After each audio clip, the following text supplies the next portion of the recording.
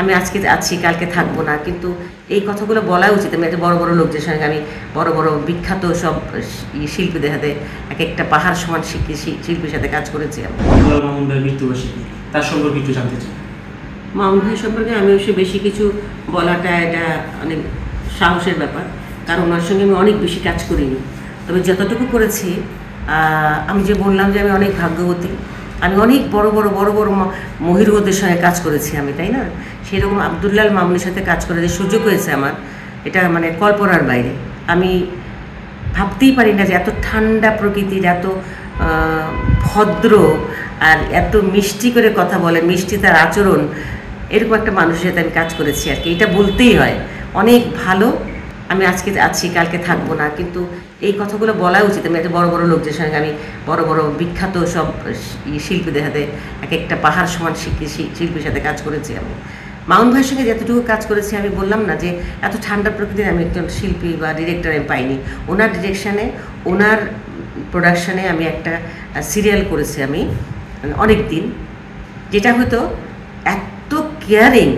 শুটিংয়ের মানে মধ্যে আমাদের দুপুরে যে খাওয়া দাওয়া করতাম, খাওয়ার পরে ফটাফট সবার সামনে প্লেট চলে আসতো, একটু দই একটা মিষ্টি, একটু দই একটা মিষ্টি। এই যে এটার প্রচলন ছিল, প্রতিদিন আমরা খেতাম। এবং খুব, আর মামুন ভাই তো খুব নির্বিকারে চুপচাপ বসে থাকতেন, আর মিষ্টি একটা হাসি দিয়ে বসে থাকতেন। কোনো সিরিয়াসনেস নাই, কোনো রাগারাগি নাই, চিল্লাচিল্লি নাই, অসম্ভব মানে এত মিষ্টি একটা লোক ছিল। মানে কী বলবো, বলে আমি শেষ করতে পারবো না, আমি ভাষা পাচ্ছি না খুঁজে কীভাবে বলবো।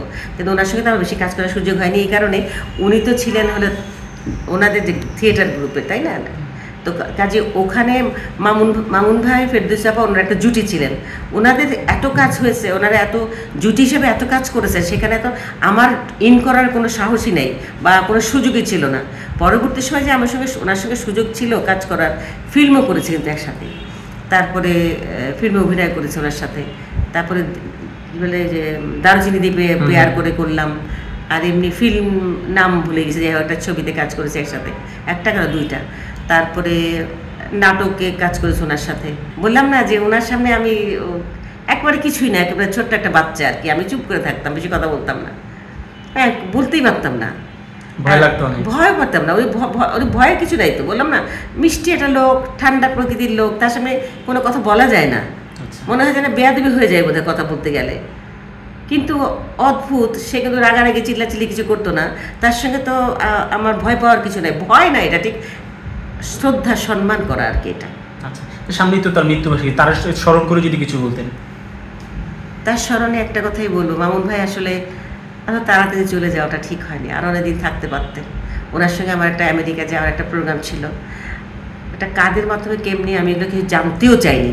মামুন ভাই আমাকে বলছে, ডলি রে, একটা প্রোগ্রাম আছে, এরকম যেতে হবে, ওরা চাচ্ছে তুই আর আমি যাই, তো তুই আমার অফিসে আয়, আমরা একটু কাগজপত্র রেডি করবো, তারপর জমা দিব। আমি না শুনে না বোকা হয়ে গেলাম। তখন উনি প্রায় অসুস্থ হন, মাঝে মাঝে হাসপাতালে যান। আমি মনে মনে ভাবলাম, উনি আমেরিকা যাবে কী করে, তো লম্বা জার্নি, এবং তারপরে আমি ওনার সাথে যাব, তো একটু ভয়ানক ব্যাপার না? রাস্তায় আমি কী করে ওনার সঙ্গে যাব, যদি অসুস্থ হয়ে যান রাস্তায়? আমি কিচ্ছু বলিনি, আমি যে ঠিক আছে সামনে যেয়ে ওনার অফিসে যেয়ে এটা আমি বলবো, আমরা আপনি যেতে পারবেন বা কোনো অসুবিধা হবে না তো, মানে আমরা এত লম্বা জার্নি বললো, কিন্তু বলতে সাহস পাইনি, বলিনি কথাটা। আমি যে ঠিকই কাগজপত্র রেডি করলাম, ওনার অ্যাসিস্ট্যান্ট ছিল, তারা হেল্প করছে, আমরা করছি, করে টোরে আসলাম, ওই শেষ। ওটা আর এগোয়নি কেন, এরপর তারপরে খুব তাড়াতাড়ি শরীর বেশি খারাপ হয়ে গেল, উনি চলে গেলেন আর কি।